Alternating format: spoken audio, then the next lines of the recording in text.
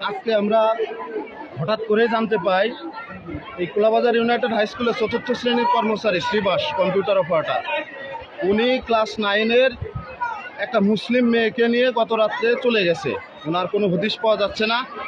আমরা এটা জানার পরে এই স্কুলের প্রধান শিক্ষকের সাথে যোগাযোগ করেছি। উনি আমাদেরকে মিস ইনফরমেশন দিয়েছে যে উনি স্কুলে। আমরা যখন স্কুলে এসেছি, আসার পরে দেখি যে উনি স্কুলে নেই। পরবর্তীতে আমরা টিচারদের সাথে যোগাযোগ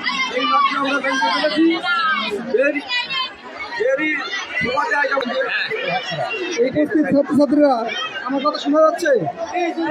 আচ্ছা, তোমাদের এই যে সমস্যা, এই সমস্যার সমাধানের জন্য যে ধরনের পদক্ষেপ নেওয়া দরকার, এই ধরনের কোনো কিছুকে আমরা প্রশ্রয় দেবো না। আমরা যে কোনো আইনগত ব্যবস্থা নেওয়া দরকার সেটা আমরা দেব। আশা করি এখানকার যে চেয়ারম্যান মহোদয় আপনাদেরকে সবার অবগত করছে। আপনারা যার যার ক্লাসে আপাতত যাইয়ে পরিস্থিতি আমরা যেটা আইনগত ব্যবস্থা নেওয়া দরকার সেটা আমরা নেওয়ার জন্য ব্যবস্থা নিচ্ছি। ঠিক আছে, সবাই আসে ক্লাসে থাকেন। তারপরে আমরা যে ব্যবস্থা নেওয়া দরকার যেটা নিলেই সমস্যার সমাধান হয় সেটা আমরা। এখানকার অভিভাবক যারা আছে সবাই রেখেই অবশ্যই একটা সুন্দর একটা শান্তি মানে সুন্দর একটা বিচার যেটা সর্বোচ্চ করা যায় সেটা ইনশাল্লাহ করবে।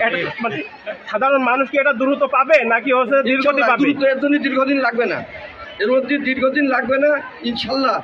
আজকের থেকেই কার্যক্রম শুরু, এবং আজকের থেকেই এই কার্যক্রম যেহেতু শুরু হচ্ছে 2-1 দিনের ভিতরে পেয়ে যাওয়া যাবে।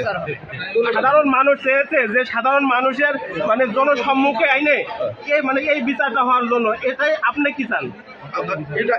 এটা আমিও চাচ্ছি। মূলত যে জঘন্য অপরাধ করেছে তাতে তারা নিয়ে আসে বিচার করা। এখন সে তো কোথায় আছে এটা তো আমরা কেউই জানি না।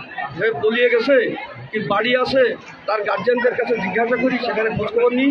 কোলাবাজার ইউনাইটেড হাই স্কুলের প্রধান শিক্ষকের সাথে কি আপনার কোনো কথা হয়েছে? এইমাত্র একটু আগে কথা হলো যে আমি কালীগঞ্জ আমি আসছি, ওই খাওয়া ফেরি চলে আসছি, আপনাদের উদয় হাই স্কুলে সমস্যা হচ্ছে, তা একটু বিষয়টা একটু দেখেন। বিষয়টা এই না এই বলেছে কি আপনার কাছে? ওইটুকু বলেছে ঘটনা ঘটেছে।